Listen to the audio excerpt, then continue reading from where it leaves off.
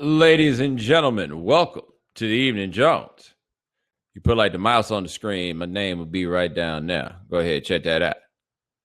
All right, if you're watching at theeveningjones.com, I need you to log in, use Twitter profile, Facebook profile, whatever kind of profile you got, go ahead and use it. Yeah, I keep changing my angle, it's whatever.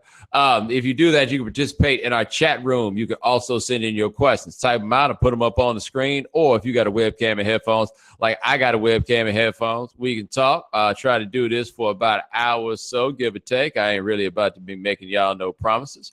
Trying to think if I got anything that was like particularly eventful that happened this week that I'll share with you. Oh, I feel like I did a good deed this week. Let me tell you what I did, man. So I don't do too much of this because you have a line out the door.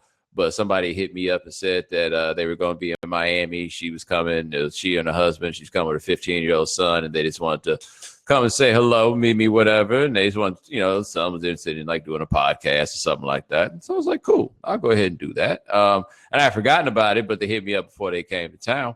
And I said, cool. And so I came down, they came through, sat with them for about 15 minutes or so. Good conversation. Everything was cool. And they said they had just gone down to Atlanta and they seen my alma mater. I said, cool. So I just talked to them for a little bit. And I was like, only thing is, man, whatever you do, don't go to Morehouse. And that was the moral of the story as far as I was concerned. Whatever you do, don't go to Morehouse.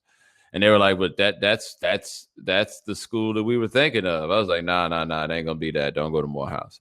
I gave some reasons why I didn't think you should go to Morehouse, but I was like, nah, don't go to Morehouse. I got back here and the woman hit me up again. I sent an email address. The young man wanted to major in sports medicine, thinking about being a doctor. I sent him an email address for the gentleman that ran a scholarship program that I was in when I first got to Clark when I was a science major. And y'all out here talking about this hate. Man, please, I'm out here recruiting bright students to go to my alma mater. It's about hate. Ain't no hate. I'm out here doing my job for my alma mater. You know what I'm out here doing? I'm giving back. That's what I'm doing. I'm giving back. And so, look, this is the bottom line. And you got to be real about this part, right? Morehouse absolutely has better branding than my alma mater, Clark Atlanta University. There's no question about it, right? They absolutely have better branding. But see, with having the better branding, what you wind up with is people get caught up in the idea of Morehouse because they heard of Morehouse and they know if they go tell somebody they're going to Morehouse, they'll wind up being impressed. Like that's where you got to give Morehouse credit no matter what. You come out and you say you went to Morehouse, people look at you like one way. You say you went to Clark, people don't quite look at you the same. Like that Morehouse name carries more weight, right? There's no level of denying that. There ain't no point in it. Ain't no shame in the fact that that's the truth, right? But since that's the reason, I know I hear a dude talk about, yeah, Morehouse. I'm like, y'all don't even know if you know what Morehouse talk about. You just know that Morehouse is something that you feel like you should say that you aspire to, right? So I'm about to put you on to this reel so you stop being a hype beast. That's bottom line, man. Like this is one thing I say. I did. They honored me last year at the alma mater at the Spirit of Greatness Gala, and they had me sit with a videographer to do a video. So I did my video.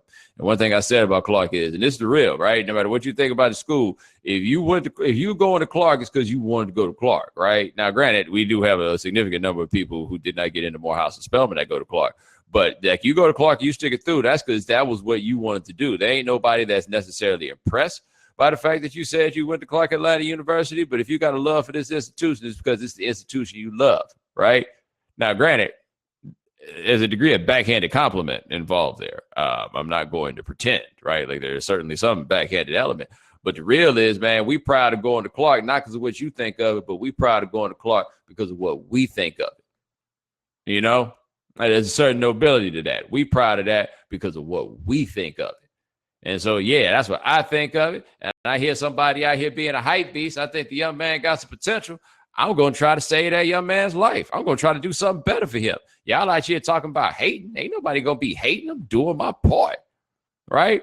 And many years down the line, after that young man goes to Clark Atlanta University, because I'm probably going to stay on him about this. Many years later, after he goes to Clark Atlanta University, he's going to be like, man, I'm so glad I met Bomani. Think about what a horrible decision I could have made. I could have been one of them suckers over there. And one thing I always like to say in moments like these, Morehouse dudes like to stunt their Morehouseness at moments like these and start trying to like floss some money or something like that and talk about what jobs they got and everything else. And I'm like, yo, bless your heart. Stunt your job. You wish you had mine. Never forget that. and I went to Clark. Anyway, let us move on to your questions.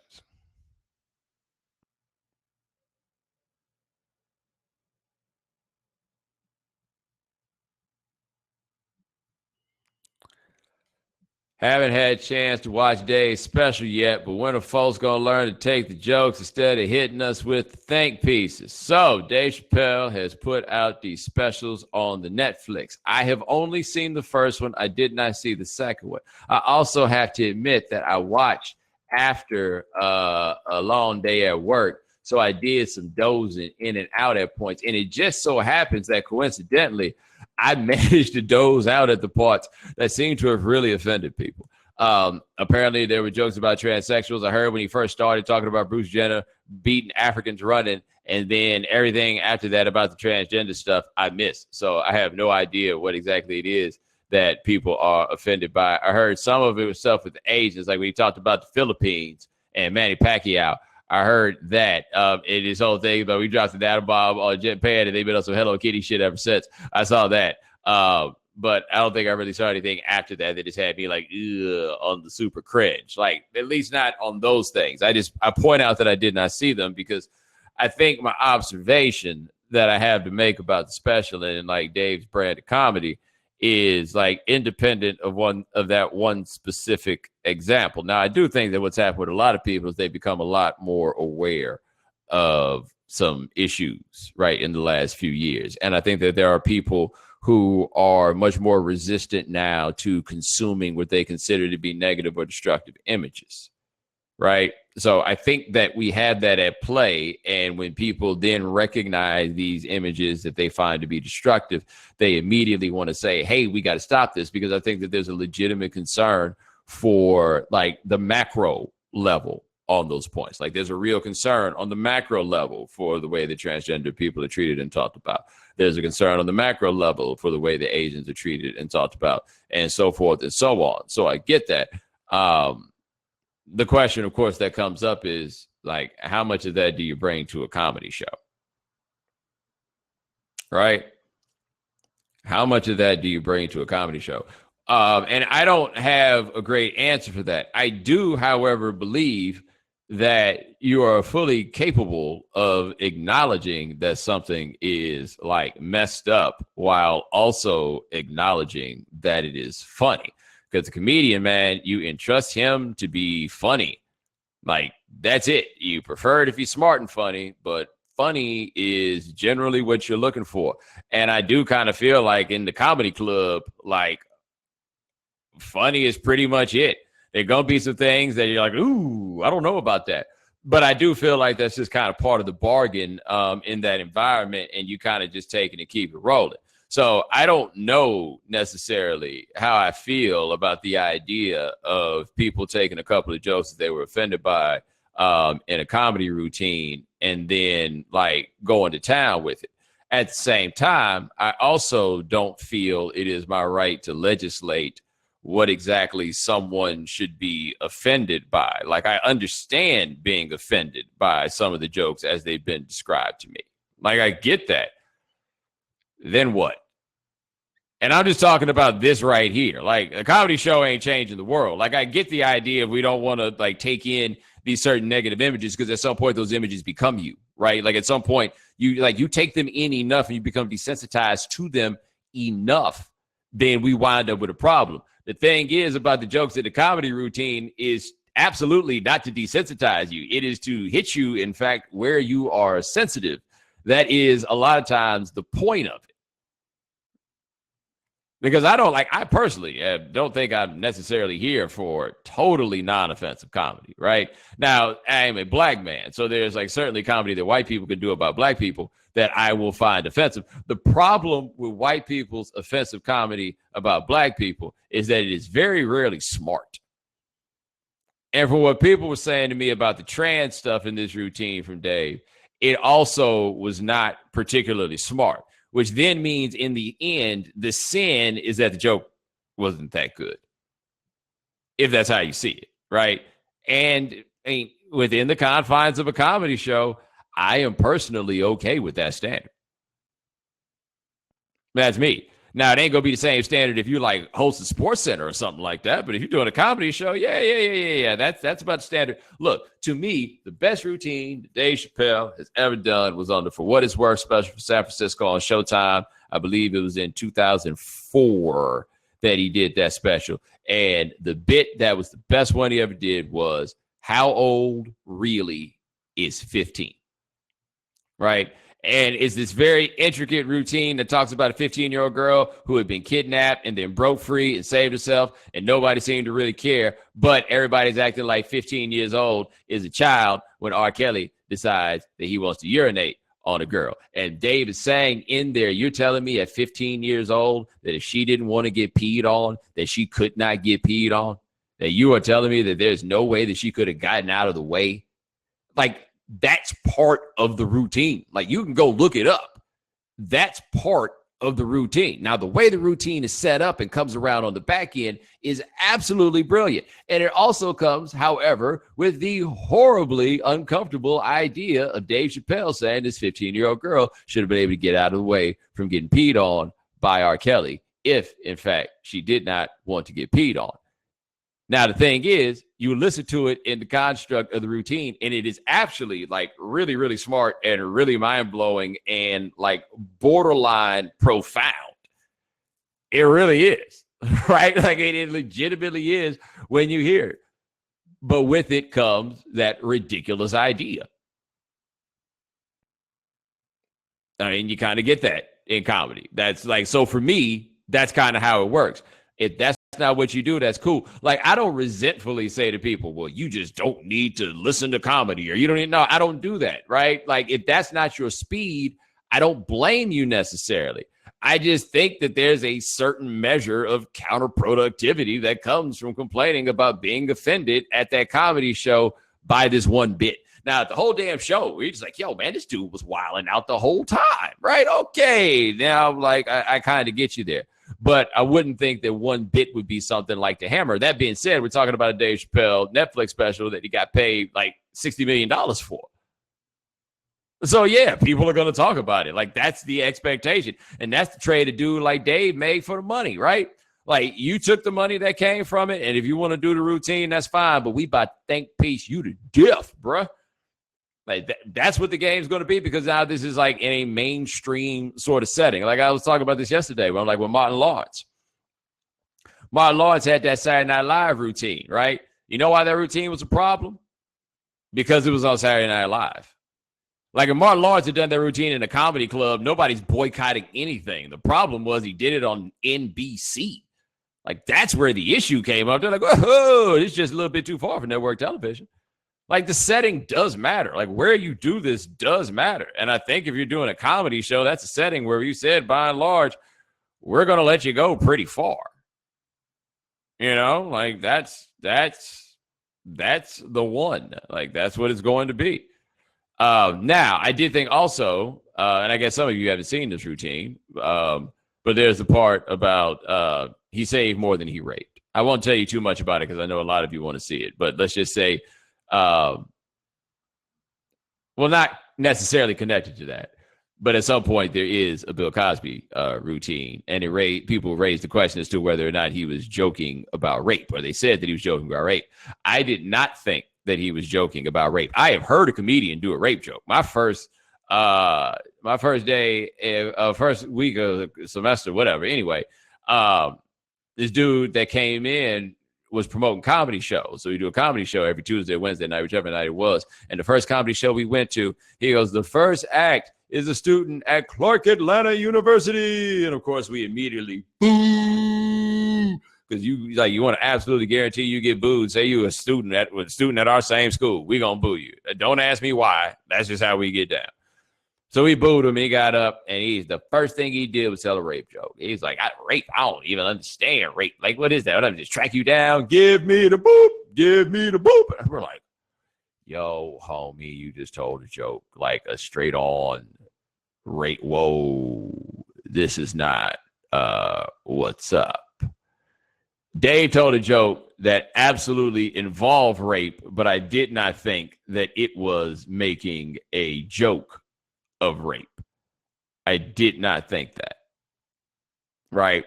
I think that like the notion of it was certainly within the construct, but I don't think at any point he was like, yo, rape, isn't it hilarious? The idea of taking sex from someone when they don't want to give it up.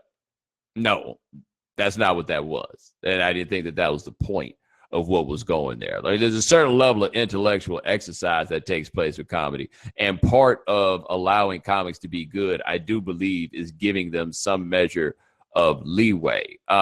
This is kind of like a narrow look at, I guess, what we call the Amadeus theory, right? Like the whole thing, the idea that genius is to be coddled to some extent. When we ask people to be funny, we give them a bit of rope, right? Where the rope stops is when you feel like it's coming from a hateful place. And I don't think that's the case with Dave. That being said, it certainly is coming from a privileged place that allows the use of certain terms and the likes. It absolutely is.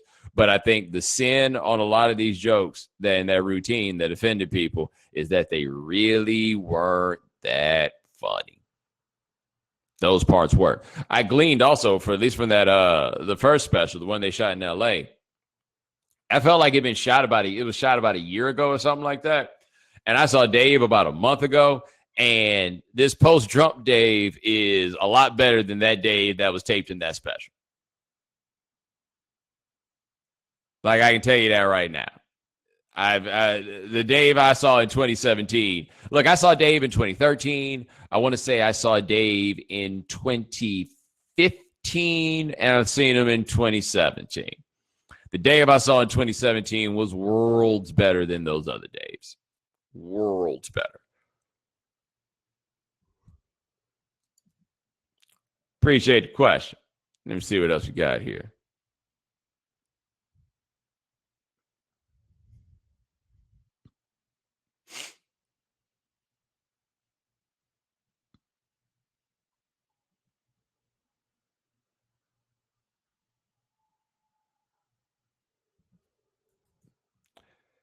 Have you decided not to write about Chuck Berry? Yeah, I did decide not to write about Chuck Berry. Now, granted, I don't decide to write about very much these days, but I did decide not to write about Chuck Berry. The reason I decided not to write about Chuck Berry is I feel like there were so many people who were much more informed on him. Like I got a bio of him on the Kindle that I've been meaning to read, but I haven't.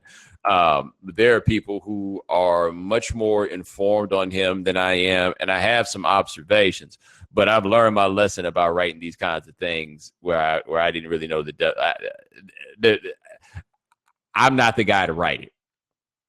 Like I think I'm in a position to discuss Chuck Berry and to talk about Chuck Berry, but sometimes you got to look at yourself and be honest and realize you're not the one that needs to write that. Sometimes you need to leave that to somebody else. And there are plenty of people who could write that one better than me. Like when Press died, like, yeah, I'm here for that. Like I've been ready for that every day for probably the last 15 or 20 years. Like, you know, like that's one I could write. Like Bowie's another one where I could do that.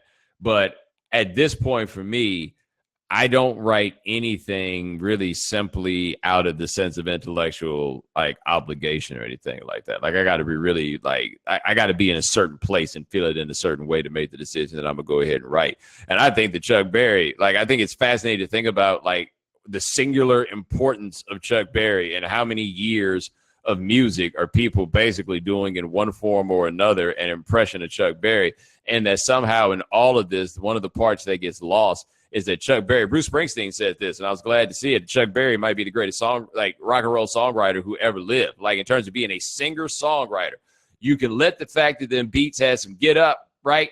You can let that fool you, but you go look at them Chuck Berry songs, just pull up some Chuck Berry lyrics, and you realize pretty quickly, like, wait a minute, this is like really next level songwriting, right? I mean, it is not just.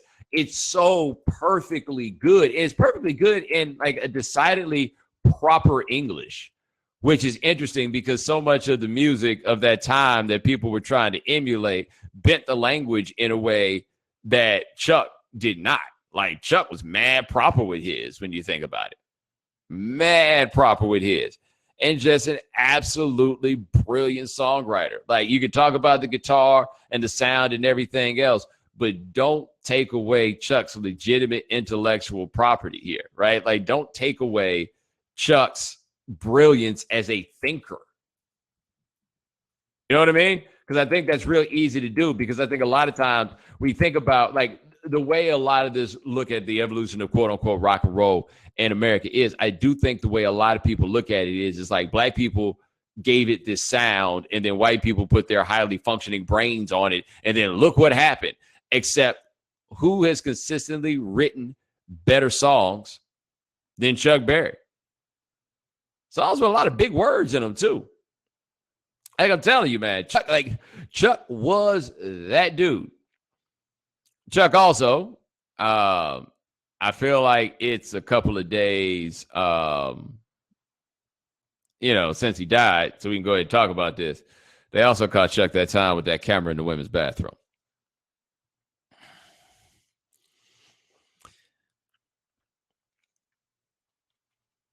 We wound up in a tricky situation there, guys. And it does kind of tie back to that Chappelle routine, which is a camera in the bathroom enough to make me stop speaking in a reverential tone about Chuck Berry? And the answer is no. I'm not out here outweighing good and bad or nothing else. I'm just telling you about the reality. Yes, Chuck Berry that's really messed up, right? There's no way around that. There's no soft pedaling it. That's really, really, really messed up.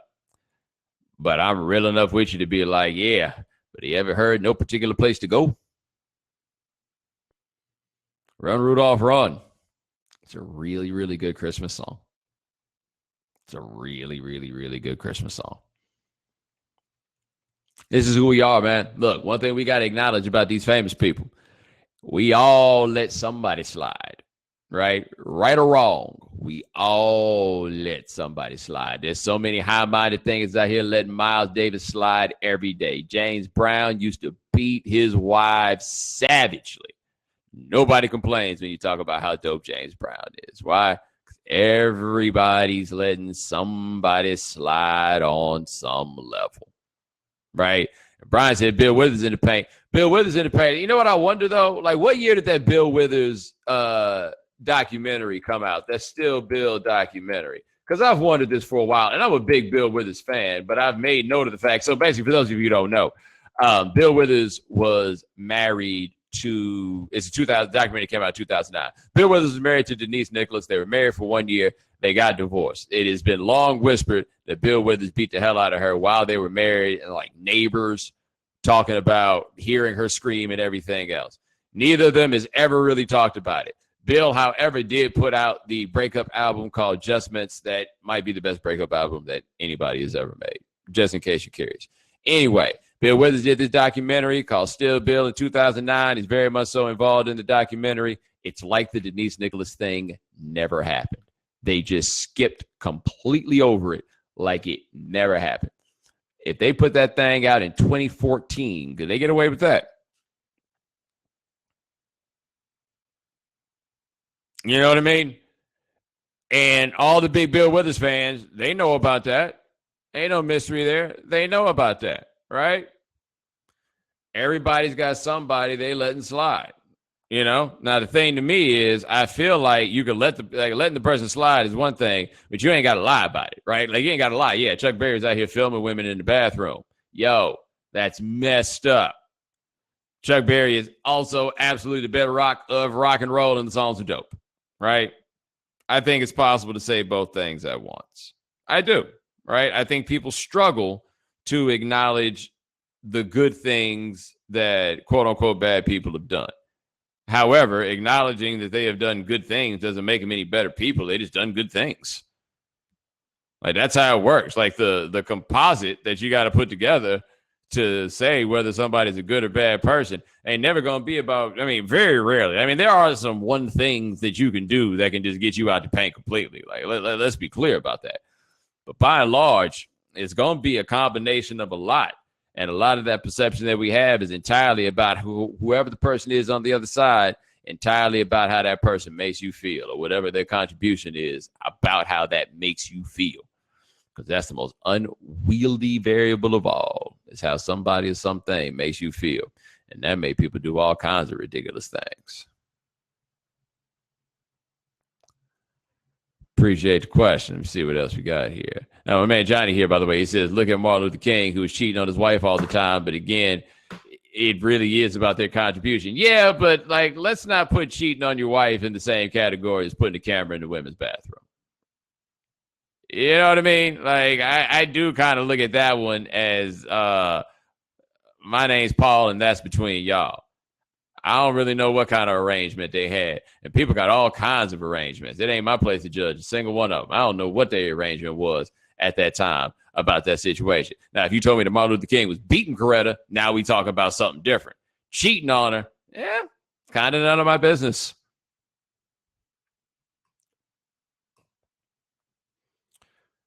Appreciate the question. Let me see what else we got here.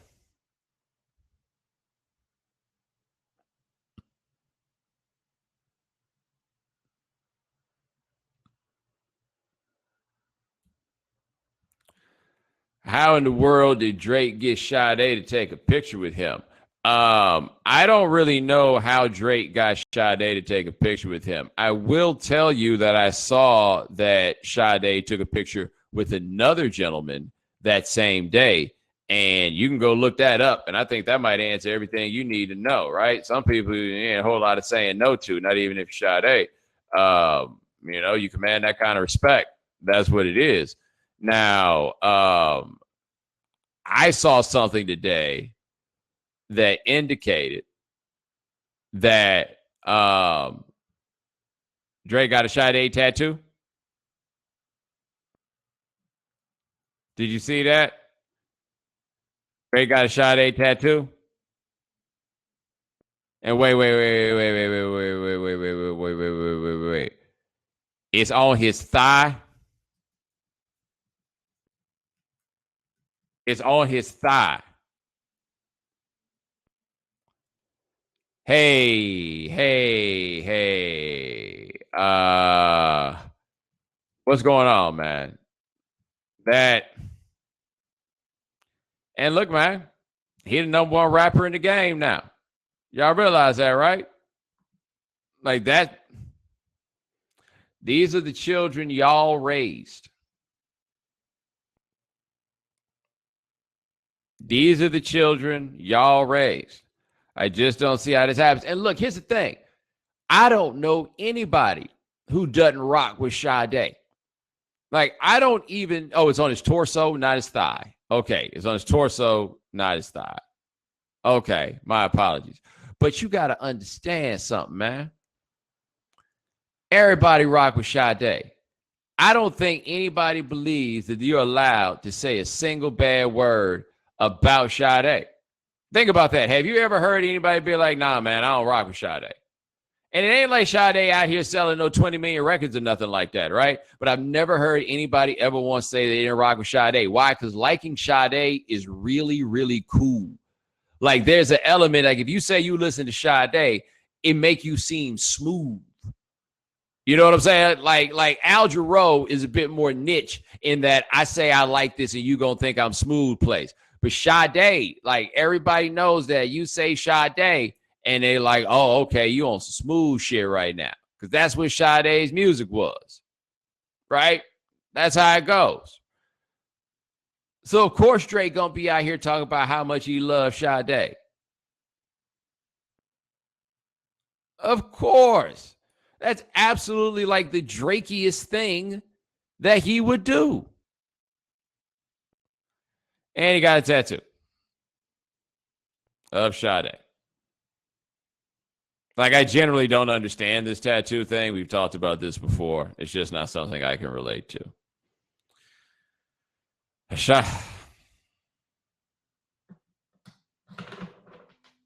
Number one rapper in the game, guys. Number one rapper in the game.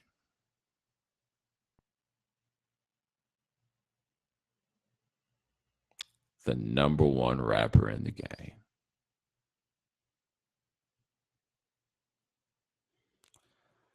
Appreciate the question. Let me see what else we got here.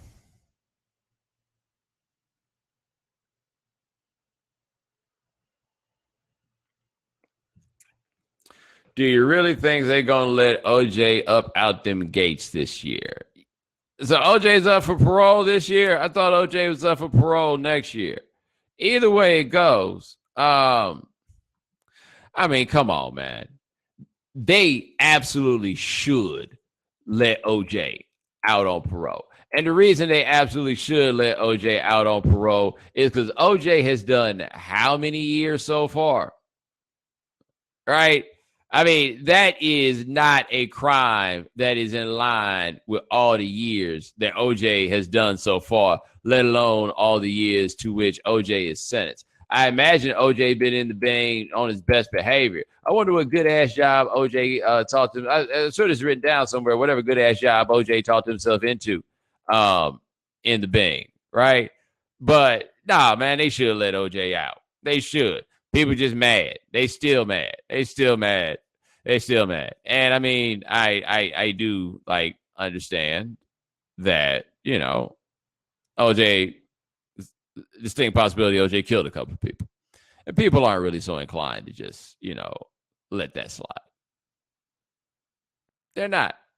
They're not. At least not in this case. There are other people who kill folks and they let it slide. OJ wasn't going to be the one to get away with it. But it's about time to let OJ out the bank. It really, really is.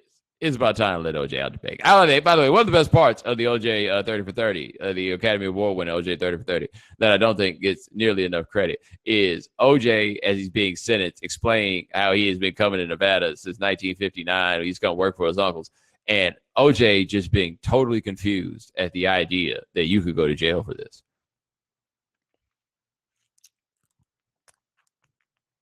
Like, just the whole way, just the look on his face, like, what like, you're about to put me in jail for this? Like, this doesn't seem to make any sense. I am going to go to jail for stealing my own stuff.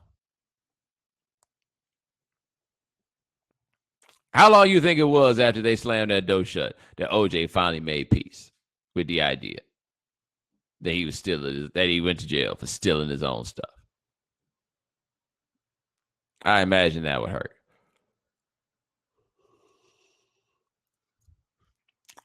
Appreciate the question. Let's see what else we got here.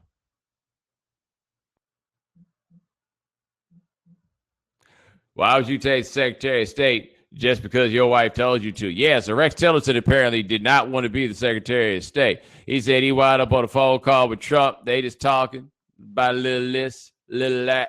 And the next thing you know, Trump offers him the job as Secretary of State. And my man tells his wife, and his wife says, I told you God wasn't through with you. And he's got to be like, through with me in what way? Like, that doesn't seem like a job that you need to be out here trying to do unless you really, really wanted it. Like, that just doesn't seem like, yeah, I wouldn't really do anything else, so I thought I'd get this job. Like, this isn't like being the interim athletic director.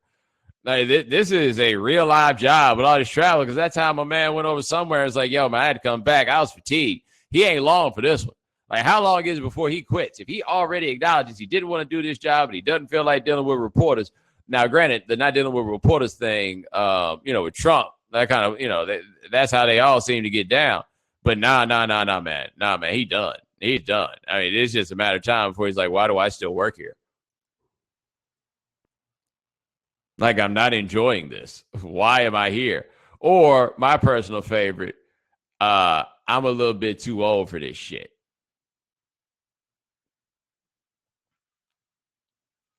Because that's what I think it probably comes down to. I'm just a little bit too old for this.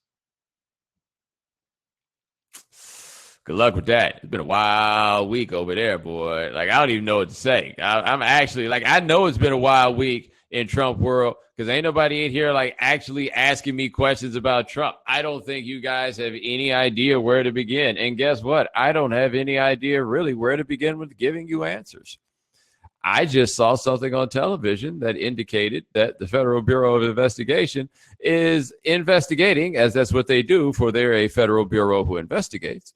They are investigating the president of the United States and his crew, his homies, for perhaps colluding with the Russians. Now, I would like to say one thing about the Russians.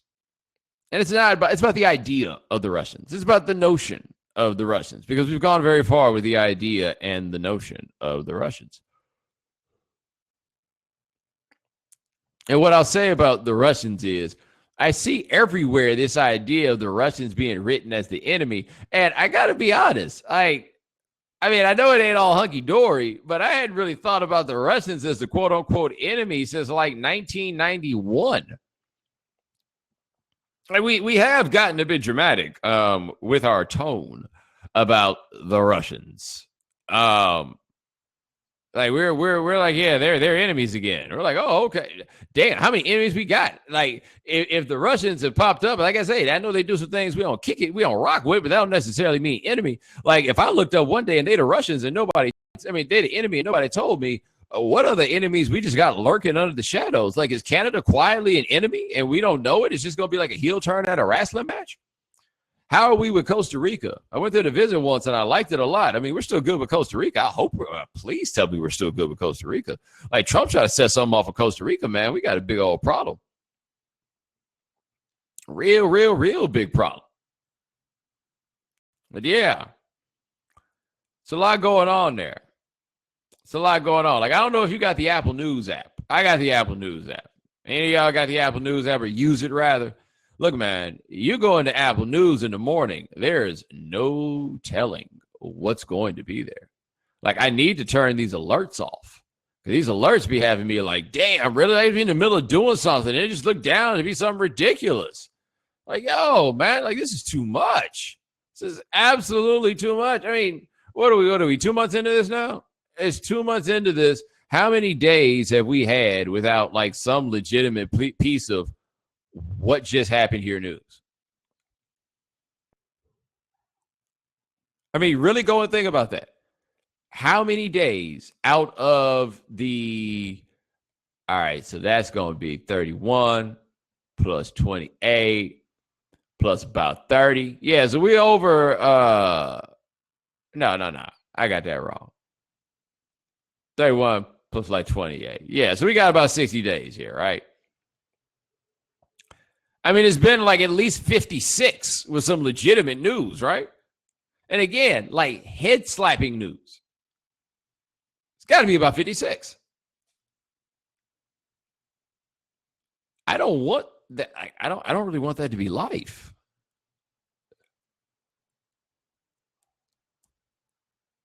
I mean, that's a lot. That's a lot. Like, that's going to take years off our lives. Like, just the consideration of all of this. And I told you this before, I'll say it again. I think in the end, there's going to be a wildly ironic situation where basically Donald Trump's presence makes media such a profitable thing because there's such an insatiable demand for content involving this administration that basically he's going to like fill the coffers of places like the Washington Post that will ultimately do a Pulitzer Prize investigation on him that will probably make his life very hard. It reminds me of a guy who went to graduate school once who told me he did a paper in college about search and seizure, and that basically he's out in LA. They did enough search and seizure to build a jail. So basically, they were taking these cats' stuff and using it to build it, and they built a jail.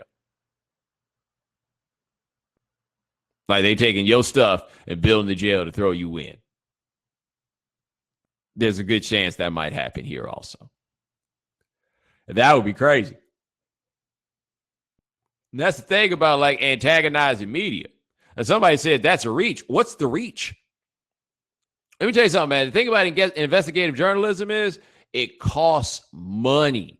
Like, as the budgets have dwindled for these media outlets, the investigative arms of these places have really gotten weak because they just don't have the money. Trump is cash money. Like, as much as people got mad and understandably about like the idea of running his rallies and stuff like that during the campaign, the dude is cash money for media, right? Like, you can't, whether you want to or not, you can't take your eyes off him. So everybody's going to make this money, but they're going to pump a lot of this money into investigation. Life funny sometimes, man.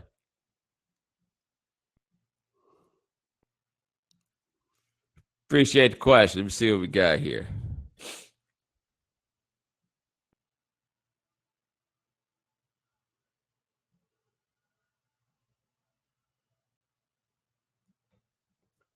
If 50 ran a sprint, Rick Ross ran a marathon, who ultimately won the race? But I mean, I guess the question is where's the race to? Right?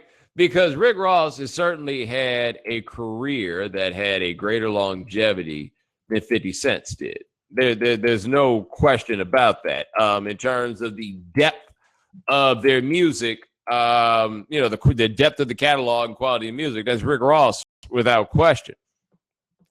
But Rick Ross ain't got no get rich or die trying. He just doesn't. Right? Like Get Rich or Die Trying is all time great. I've heard people try to be like, yeah, you go back and listen to Get Rich or Die Trying. It doesn't really hold up. I don't think I agree with you on that. I just don't believe that. Like 50's got a smoker that will be one that we remember forever. There is no Rick Ross album that people think of like that. Now, also, I don't know if it's possible for an album. Look, Rick Ross hit the scene in what, 2006? So even with Rick Ross hitting the scene in 2006, I don't think it was really possible for an album to blow up in 2006 the way that Get Rich or Die Trying did in 2003. I don't think it's possible. Like somebody talking about Teflon Don. Nah, dog, it ain't no Get Rich or Die Trying. Even if you like it more, it certainly isn't the phenomenon or Get Rich or Die Trying was. It's not. There's no way to explain it. So yeah, 50 ran the sprint.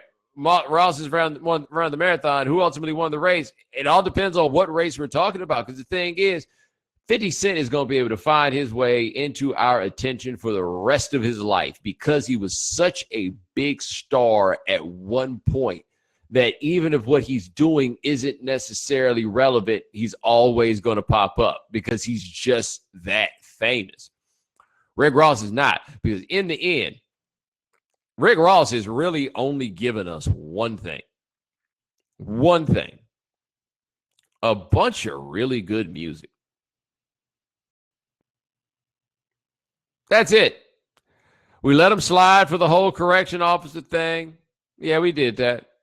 We let him basically be a method actor. We did that. And we only did that because Rick Ross has really, really, really good music. That's it. He's a good rapper, very good rapper with an incredible ear for beats. An incredible ear for beats. And he has kept this thing going for over a decade, which still remains an incredible feat. It still remains an incredible feat, in spite of the fact that we all hate what he stands for. Like pretty roundly, we hate what Rick Ross stands for.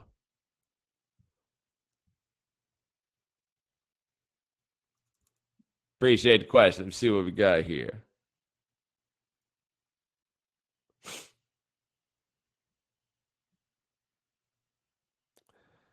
Can we finally admit that, quote unquote, the South is anywhere except within certain metropolitan areas whenever these racist incidents popped up? I grew up in New York City and I called upstate New York the South. I got a question for you.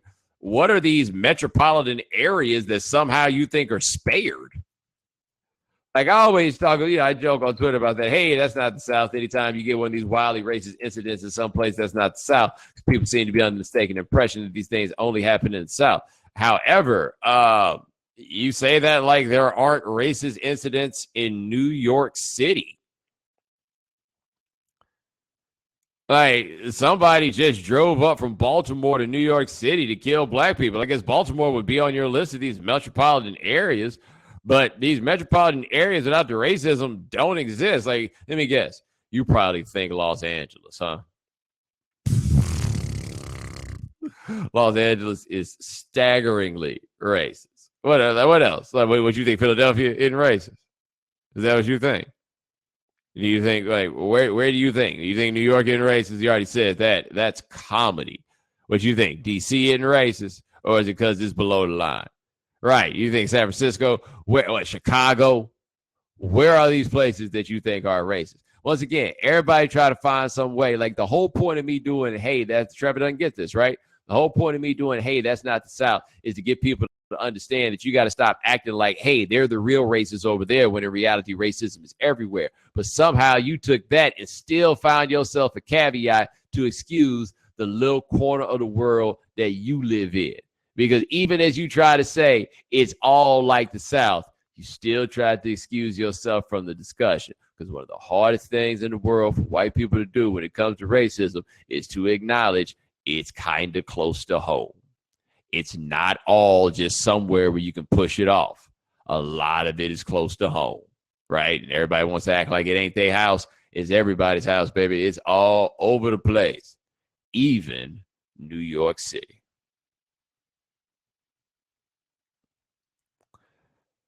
Appreciate the question. Let me see what else we got here.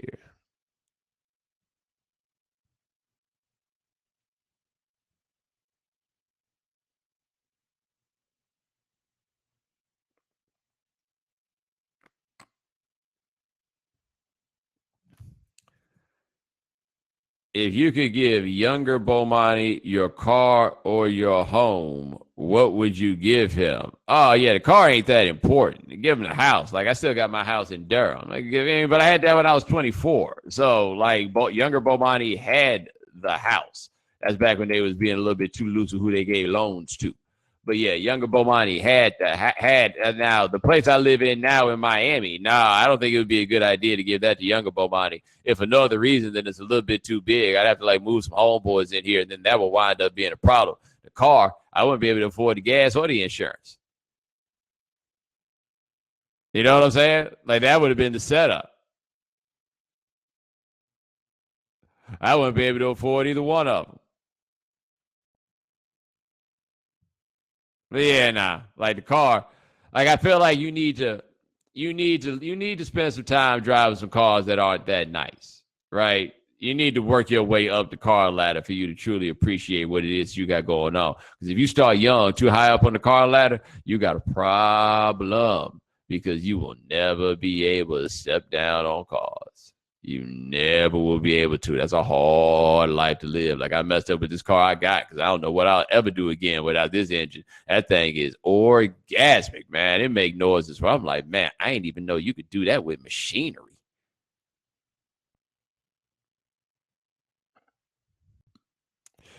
Appreciate the question. Let's get this last one. Will current day liberals also skewer their own version of Tomi Lahren if that person said they weren't pro-choice?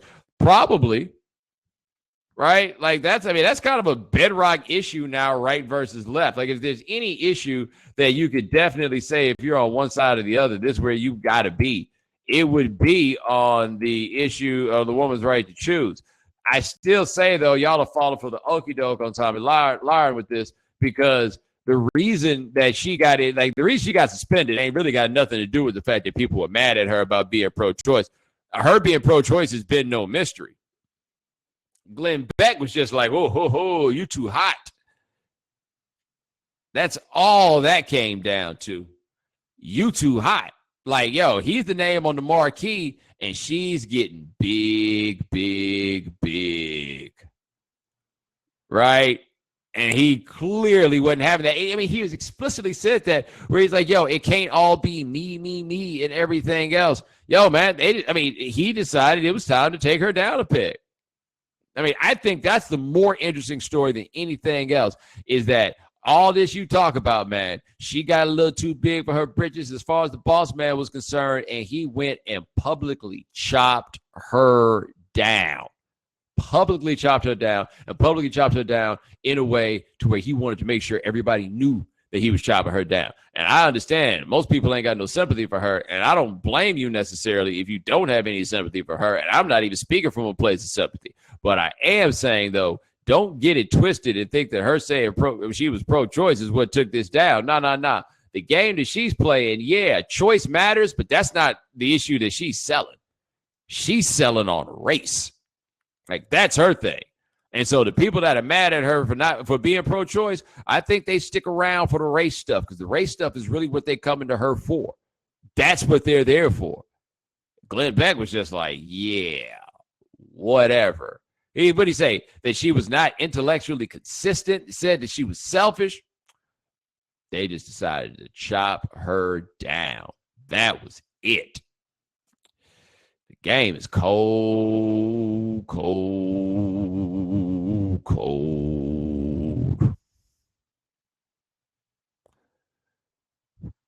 appreciate the question. I got anything else I feel like answering? Nah, I'm good.